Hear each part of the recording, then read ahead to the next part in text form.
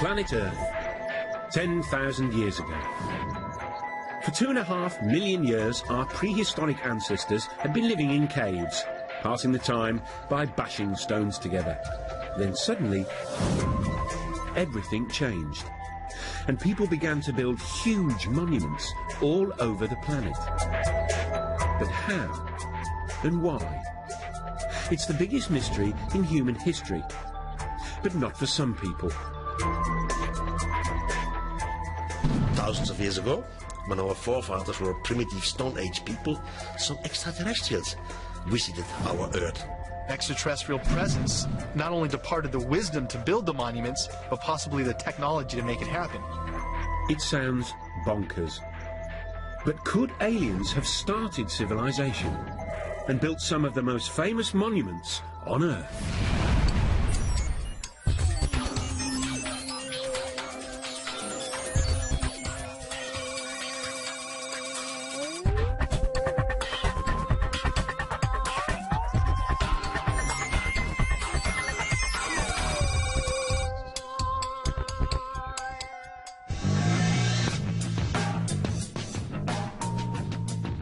All over the Earth, there are giant stone monuments. Almost everyone knows they were created thousands of years ago by ancient man. But could almost everyone be wrong? According to the official history books, buildings like the pyramids and Stonehenge are triumphs of human engineering, which mark the beginning of our human civilization. But there are a few nagging questions about them, like why they seem to appear out of the blue.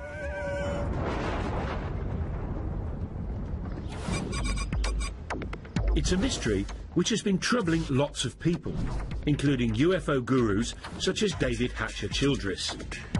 Well, one of the great enigmas of the past and of humanity is that people just like us have been around for at least 100,000 years. And then suddenly, a few thousand years ago, we just stepped out of our caves and started building all these giant monuments. One of the mysteries here is not only how did ancient man build all these giant megalithic monuments, but why? Over the years, scientists have struggled to explain it.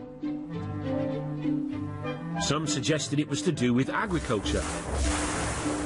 The birth of agriculture meant we could suddenly feed armies of workers.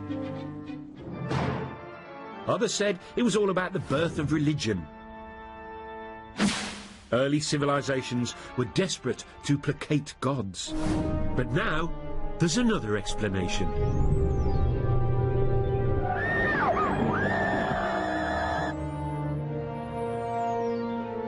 One group of people say that most of these monuments were built or designed in the distant past by aliens who visited our planet with their super advanced technology.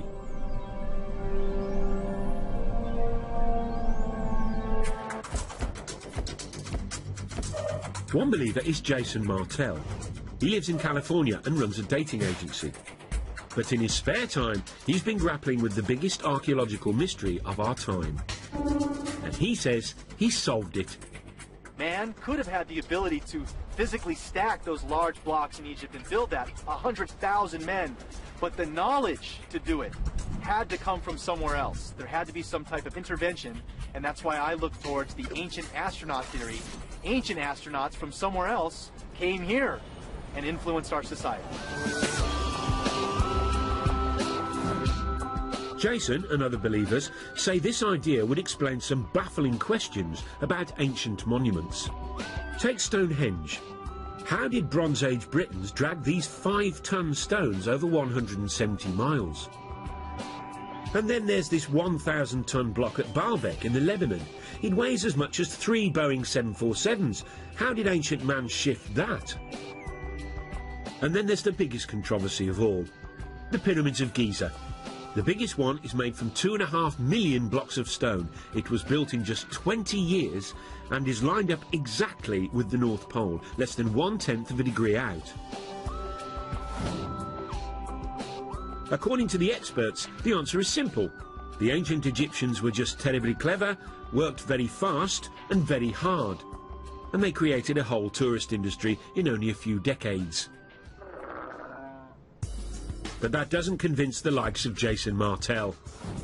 Many of the ancient sites around the world display a type of brilliance that we don't attribute to ancient man. If ancient man is living in clay huts and using stone tools, they're not going to have the advanced mathematics and geometry to lay out some of the sites that we have today. How did ancient man build things like Stonehenge? How did they get the Giza pyramids to line almost 1/10 off a degree to actual north? So what do the official Egypt experts say? Egyptologists think there's no big mystery. Archaeologists, they say, have dug up lots of evidence near the pyramids. The broad features are fairly clear. We've got the barracks where the workmen lived, we've got the tombs of the architects. Also, for some of the unfinished pyramids, we have got the ramps which were used to drag the blocks into place. So although the minutiae of the construction process isn't known, probably is unknowable, I think the big picture is perfectly clear.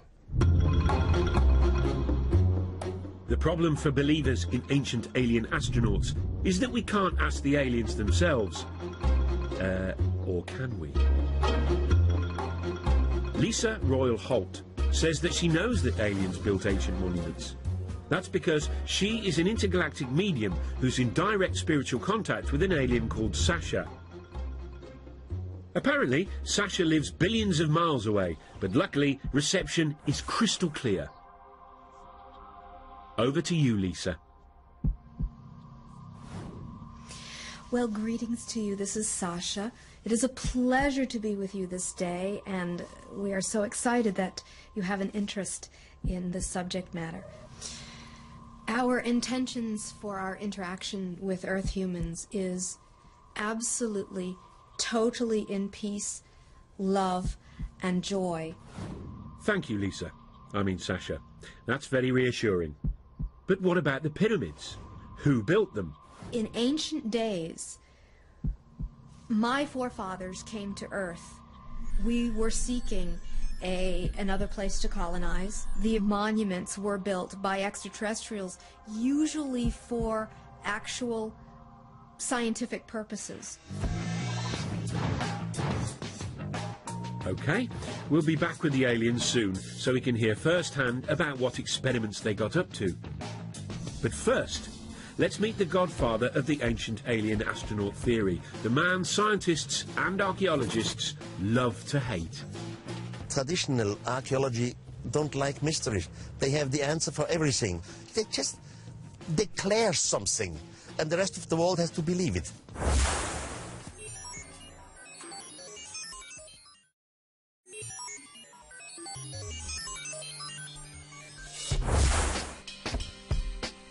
In 1968, Erich von Däniken, a Swiss hotel manager, achieved international notoriety when he published a controversial theory which said that alien astronauts had visited Earth in our ancient past. Now, it wasn't the first time it had been suggested extraterrestrial beings had come to Earth in prehistoric times. This, after all, had been a staple of science fiction fantasy for years. But Erich's idea had a rather crucial difference. He said it was true. His book, Chariots of the Gods, sold more than 60 million copies worldwide. And he quickly became an international superstar. Erich seemed to give the world a brand new space-age version of human history. Thousands of years ago, when our forefathers were still Stone Age people, some extraterrestrials arrived. Von Däniken argued that those extraterrestrials helped build ancient monuments. His career as a solver of ancient mysteries began, he says, in the 1960s. While other people were taking drugs and generally rebelling, Erich was pondering ancient buildings, and one in particular, the Great Pyramid of Egypt. Built as a tomb for the pharaoh Cheops, it's made of 2.5 million stone blocks. Some of the biggest weigh up to 80 tons and were transported from quarries hundreds and hundreds of miles away. And that was 1,000 years before the invention of the wheel. To Erich von Däniken, that posed a huge question. Not why the aliens didn't give us the wheel, but another big question. This is the largest man-made monument on Earth. with a height of about 450 feet and weighing 30 million tons. It's quite a piece. I mean, for a group of people or architects who came right out from Stone Age time.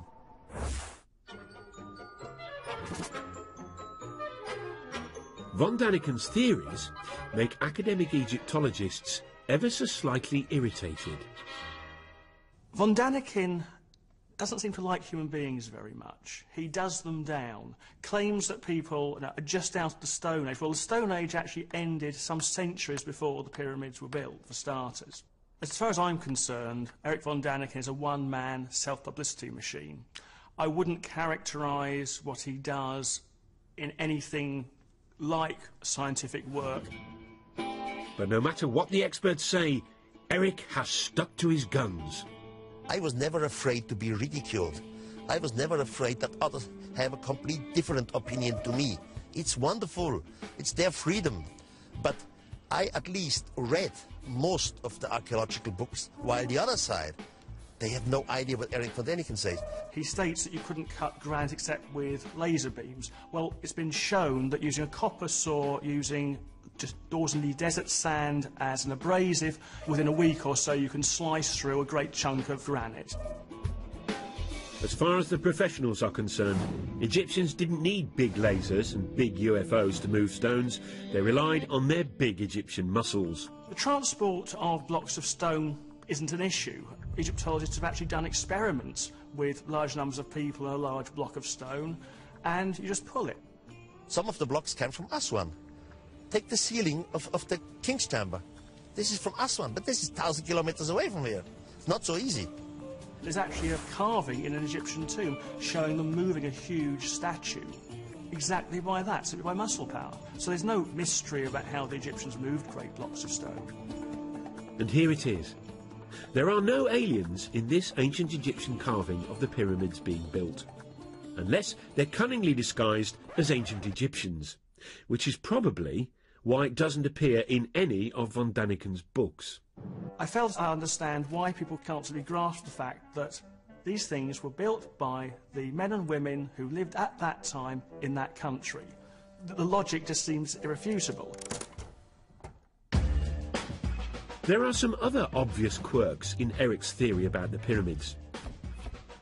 For one thing, he says after the aliens left, humans did build some pyramids, using alien technology left behind. How did they do that?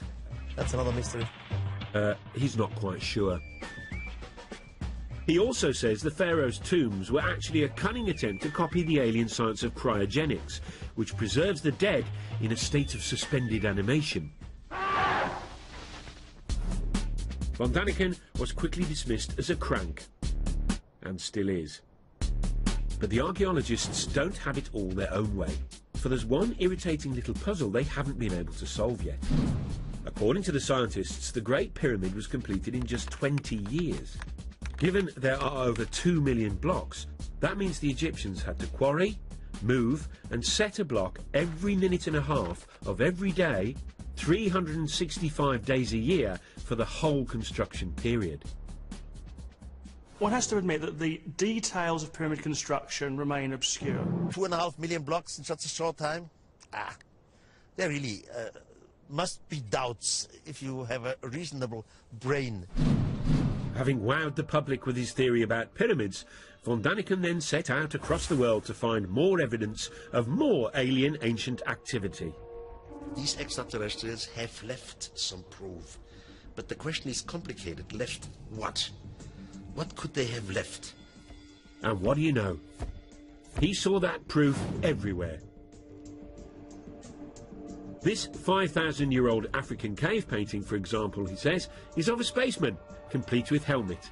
This ancient stone, he claims, shows people using telescopes. And when he climbed into this Mayan tomb in Mexico, he found what his book would later say was a carving of what seemed like an extraterrestrial traveller in his spaceship. Hunched over the controls, the alien seems to have his breathing apparatus in place, and flames are spewing out of his rocket. According to von Daniken, it's just like the liftoff at Cape Canaveral. And then he said he had the revelation which proved his idea had to be true when he visited South America and flew over the famous Nazca lines in Peru.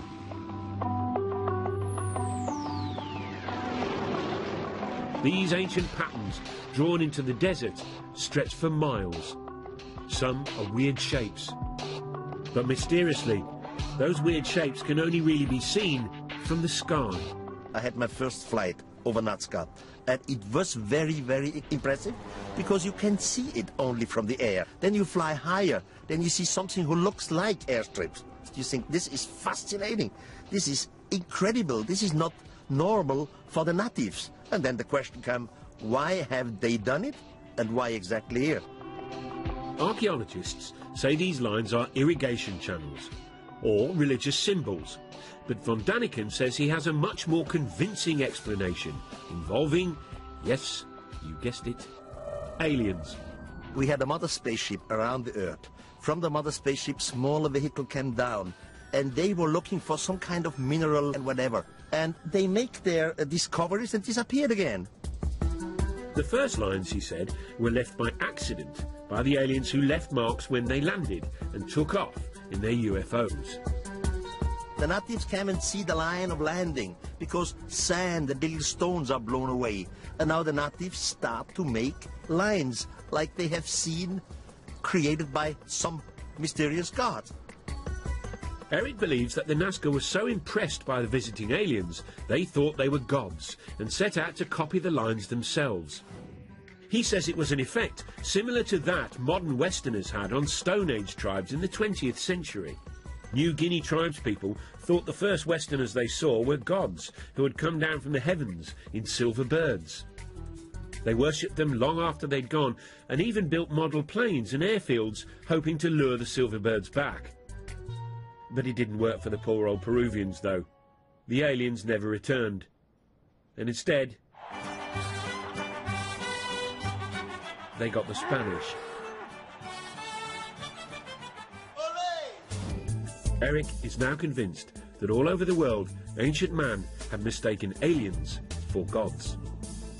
This realization has had a dramatic effect on him.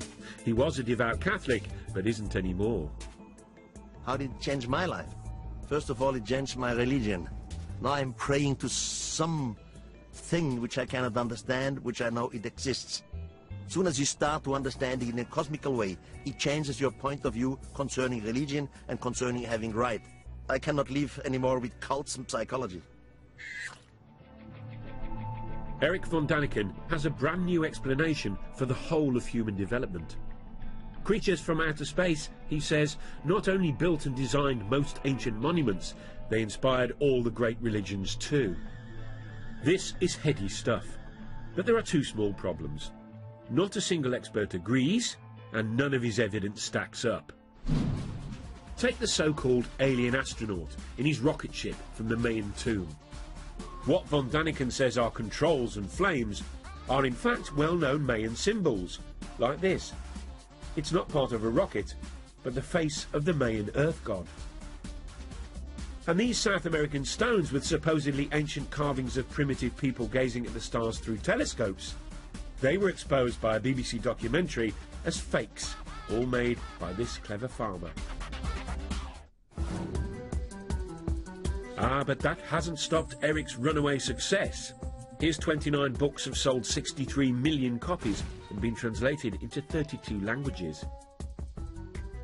Brian Appleyard is a leading British author who's written on the public's fascination with UFOs. He thinks von Daniken's success is down to people's growing distrust of experts, which leads to a taste for conspiracy theories. Now, people by the 60s and 70s, and because of the Cold War, people were paranoid, convinced that governments were lying to them, convinced that something was concealed, and convinced that the world was not as we were told it was. So people were ripe for a story. They were ready to hear a story about extraordinary things. The von Daniken phenomenon seems unstoppable. He makes so much money from his books, he recently opened his very own theme park, which celebrates his unorthodox beliefs.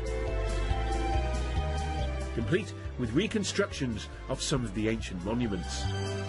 You see great things like the desert of Nazca in Peru, like Stonehenge. It's a laser show, by the way. In a breathtaking laser show, the visitor experiences the spectacular sight of Stonehenge. There's even a guided tour, which aims to answer all those big questions you've been dying to have answered. Did the mythical continent of Mu ever exist? What is the secret of the underwater structures off the Japanese island of Yonaguni? Von Daniken's success has also inspired a whole new generation of authors, including the likes of New Age writer David Hatcher Childress. People are attracted to Eric's theories, I think, because there are genuinely unexplained mysteries of the past. And we really don't have all of the answers to why mankind, supposedly a primitive mankind, would go through the tremendous effort to build many of these giant monuments. Eric von Daniken's definitely been one of the pivotal people that I've looked to grab onto the coattails of his information and really start to look at this information in a new light. But these new believers have a battle on their hands. Scientists don't care whether the mythical continent of Mu ever existed. If aliens visited the Earth, scientists want proof. I think the first thing I would say about whether the knowledge to build pyramids was given to the Egyptians by extraterrestrials is simply, where's the evidence? If you think about man's fairly limited extraterrestrial experience of going to the moon, look at the amount of space junk which has been left around simply by going there and coming back. Wouldn't you have thought that if spacemen had been to Egypt and had been teaching the people how to do these things, there'd be at least the odds of leftover broken plastic somewhere? The believers, though, say they've found some evidence, although whether it's very convincing is a whole different question. According to them, aliens did leave some space-age technology behind. This 2,000-year-old pottery jar, for example. It was discovered in Baghdad in 1938. Inside it were copper and iron rods, similar to a modern battery. Back in California, Jason Martell has built his very own replica. What we're looking at basically is just a simple clay pot formed with the clay found naturally in that region, and then using a simple copper lining and a iron metal rod down the center. This was back in their days used either a rubber or an asphalt stopper. Jason fills the pot with an acid solution, vinegar, and now he's expecting something spectacular to happen. All right, the moment of truth.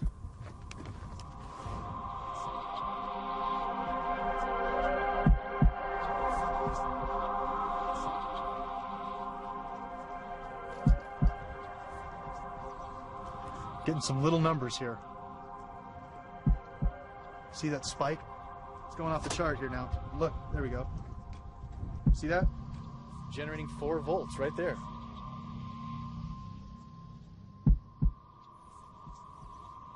What we attribute to ancient man, they deserve a lot more credit than we're giving them. Because obviously we can test the devices with our understandings of technology and get a reading. Here we are, 4 volts right there from the battery. So obviously they were able to make this happen. What were they using it for? Very possibly electricity. Now, what ancient Iraqis might have done with 4 volts of electricity, nobody's sure. As for aliens, why would they need an old clay pot when they can zoom through interstellar space? If making a little pot, filling it with vinegar and sticking a bit of copper in it, and then seeing that there's some bubbles appear, is space-age technology, fine. Back at Eric's theme park, the Baghdad battery is given pride of place, alongside an object based on an Egyptian drawing which he claims was an electric light bulb. The Egyptologists, though, say it's a well-known symbol and is actually just a snake inside a flower, the spoilsports. But Eric is convinced the ancient Egyptians used electricity to light up the dark passages in their pyramids. Someone must have nicked all the wires. Now, you may have been thinking that aliens could have brought us something more useful than the odd light bulb. Well, the same thought occurred to this man. He believes they brought the technology to tap into a cosmic energy source, which they then linked to all the ancient monuments on the Earth. Funny, He doesn't look crackers.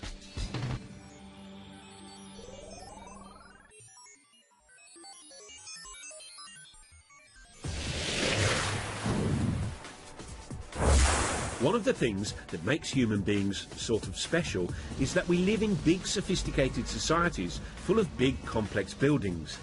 It's called civilization. Which is why so many people positively hate the idea that the whole thing might have been kick-started by aliens. At the heart of the theory is the suggestion that extraterrestrials built the very first big buildings of all back in the ancient past. Which is all very well and good, but the believers have had a hard time explaining why the aliens did all this. Were they just trying to show off? Not according to this man. Here he is, hiding in Stonehenge.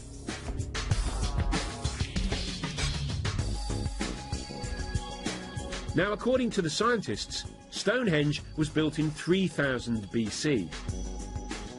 The 5-ton stones were dragged 170 miles by ancient British people to celebrate the sun, it's thought. Which is all very interesting. But not quite interesting enough for David Hatcher-Childress. He says Stonehenge might instead have been a fuel stop for ancient aliens. He came up with his interesting theory after he discovered what he says are mysterious energy lines.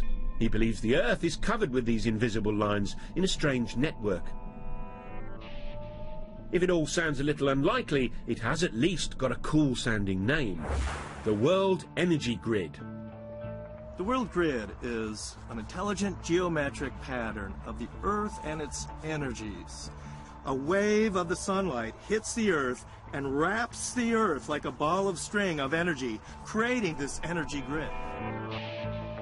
As you might have guessed, no scientist believes in this grid or the energy that it apparently contains. But according to Hatcher-Childress, that's just because they're too sceptical for their own good. The aliens, though, knew about the energy grid and tapped into it. How? By building ancient monuments on key intersections of the grid, obviously. By placing megalithic monuments along this grid, UFOs can then take energy off of this energy grid, and by going to certain power points like Stonehenge, the craft can hover over these energy spots and draw energy from those spots to help replenish the craft. Now, why these giant fuel stops are all built out of big lumps of stone, Childress doesn't say. But maybe we could tap into this energy nowadays. Of course we can't. Over to you, David, to explain exactly why not. I know many people must have difficulty in imagining this energy grid around the planet, but it's a lot like this racetrack. Here on this racetrack, we have a geometric formation. It's all interconnected. We have the cars running along this energy grid. But if any part of this racetrack is disconnected or broken, the cars won't have the energy anymore and they won't be able to run along the track. So unfortunately, because the ancient monuments like Stonehenge are nothing more than ruins, the world energy grid has broken down. So no free energy for us. But apparently, the aliens didn't just use the ancient monuments for energy. Oh no. Many of the megalithic monuments, including pyramids, Stonehenge, are actually antennas that can be used by UFOs. So there you go. Stonehenge wasn't just a place where druids hung out. It may have been used by ancient aliens to phone home. Or maybe not. Oh sure, they're from another planet. But talking of phoning home, where might these ancient aliens have actually come from? There is one man who should know. He's Seth Shostak.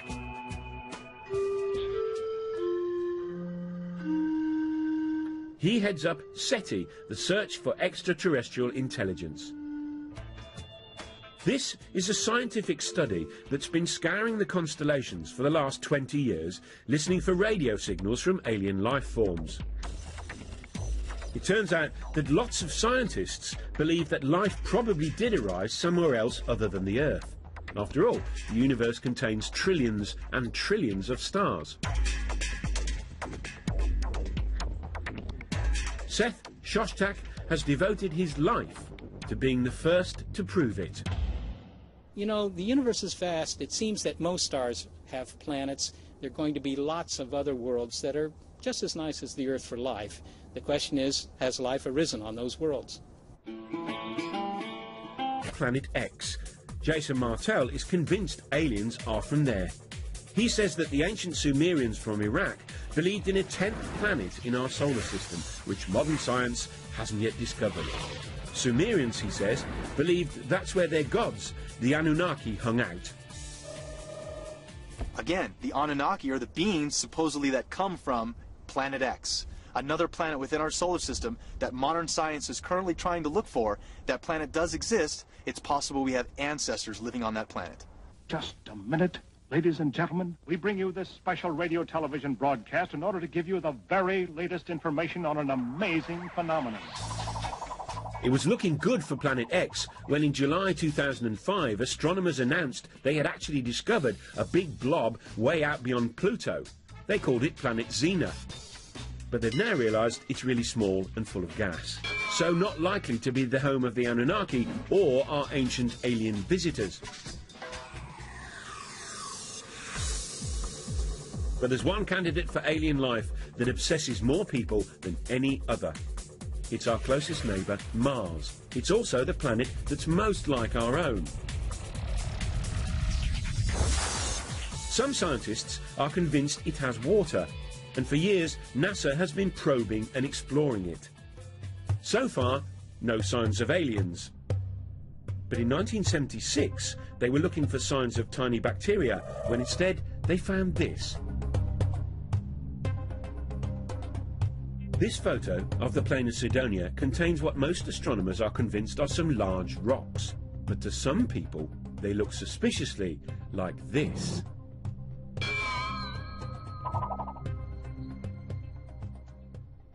Here's one guy who thinks that's exactly what they are. Tom Van Flandern is a renegade astronomer who has his own theory about Mars and junk. You see, according to Flandern, Mars is really the moon of a planet where extraterrestrial humans first evolved, but had to leave in a bit of a hurry when it exploded. Left behind was all sorts of junk, including pyramids. The most interesting speculation about the origin of the artifacts on Mars is that the original human race was on the parent world that has since exploded. They built things on their moon, Mars, but before the end of their civilization, which they saw coming, they transferred their species to the most nearly habitable planet, which would have been Earth. We'd sure like to get higher resolution images of this and other pyramid-shaped objects on Mars and see if they are truly pyramids. But are these really pictures of Martian pyramids, you ask? Tobias Owen was a NASA scientist on the mission that took the photographs. He's what you might call unconvinced. My job there was to examine pictures as they were coming in of the surface of Mars in regions that we thought would be safe for the spacecraft to land. There was a small group of people who felt that this was an example of an alien construction, that there was life on Mars, or there had been life on Mars. NASA promptly issued a denial, which for believers was obviously proof of a monumental cover-up. You know, the interesting thing about NASA's track record, NASA, National Aeronautics Space Association, could also stand for Never a Straight Answer. In its inception in 1959 or so, NASA consulted a big think tank called the Brookings Institute, which advised NASA, if you ever find extraterrestrials, these things need to be handled cautiously. For one, society in general and religious institutions aren't quite ready to accept an extraterrestrial presence.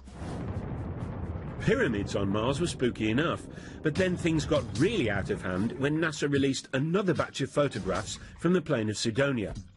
And near the pyramid shapes was something else. A rocky outcrop that some people felt had an eerie resemblance to something familiar, something that ancient astronaut believers have long connected with aliens. Yep, that other famous tourist site in Egypt. Very interestingly enough, NASA first took an image of the face on Mars, and they labeled it head. And this photograph was quickly dismissed by NASA as a trick of light and shadow. It's not really a face on Mars, it's just a lighting angle difference. Wrong answer. Here we have a face in pyramids on Mars, a sphinx in pyramids in Egypt. There has to be a connection, a Mars-Earth connection. To the scientists, though, it was just a natural feature. This is the kind of thing that we see on the Earth in various places. There's a famous one in New Hampshire in the United States called the Old Man in the Mountain. And there's a tendency among us humans to try to see images of ourselves in nature. And here was a perfect example, but happened to be on Mars. The common sense explanation is simple. Human beings are just hardwired to recognize faces, even when faces aren't there. Over to a psychologist to explain.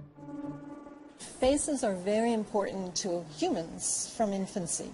They're so important that we perceive faces even in a stimulus that is not a face. For example, this plate of eggs in front of me looks very much like a face. We can see eyebrows, two eyes, a nose, and a mouth very readily. Well, when I look at the first image that was taken of the structures on Mars, I see it very, very clearly as a face. Here's an eye, here's the bottom part of a nose, here's the outline of a face. This is a low-resolution image, and I'm quite convinced by that interpretation. However, when I look at the more recent image, which is a much more high-resolution image, I'm very hard-pressed to see that as a face. Now, could I see it as a face? I could. I could go and look for the same features that I saw in the first image and try to pick them out here. But in the high-resolution image, where it is not very ambiguous, it is much harder to perceive this as a face. We now have exquisite images of the surface of Mars that are being taken as we speak, in fact, by the Mars Express spacecraft. And we see extraordinary detail on the surface of that planet, but we see no evidence of anything artificial. So Mars may not have a sphinx, and it probably doesn't have any pyramids. And so far, it hasn't got any signs of life at all. So where do the ancient aliens come from? It's time to consult someone who should really know. An alien herself. Lisa Royal Holt, a cosmic medium, claims she can communicate with aliens. Apparently, she hooks up to the extraterrestrials by putting herself into a self-hypnotic trance. She says she's been doing it for years. It wasn't until I was in college when I was studying hypnosis, and I learned to put myself in an altered state. And when I did that, I started to realize that I was very intuitive and that sometimes I would receive messages. I'm able to actually hear or sense the communications and then verbally communicate them. Right now, her favourite phone buddy is a female alien called Sasha, who takes over Lisa's brain and communicates through Lisa's voice. We are about to do a channeling session. I will go into a meditative state. You are going to hear from Sasha, who says she's from the Pleiades. You mean the Pleiades, a cluster of stars in the constellation of Taurus, otherwise known as the Bull. Tell us, Sasha, if it's not too personal a question, what do girls from the Pleiades look like? In my world, I actually do have what you would know to be a physical body, though it exists in a slightly different dimension. I could walk down your street and pass as a human, but you would probably look at me and feel there was something strange about me. Sasha says her people were intergalactic empire builders who roamed the universe thousands of years ago, taking over other planets and building vast monuments as they did. Ironically, one of their first colonies was apparently on Mars. We used some of the bases there as colonies. What has been found now on Mars represents the tip of the iceberg of what is still on Mars. But Mars was merely a stopover for Sasha's people. She says they soon turned their attention to us. My forefathers thus have been very interested in Earth for a very, very long time. It's time to find out the answer to the biggest question of all about the ancient astronauts. Why did they come here? According to Sasha, they may have been up to more than building monuments and starting civilization. Could they have created the human race?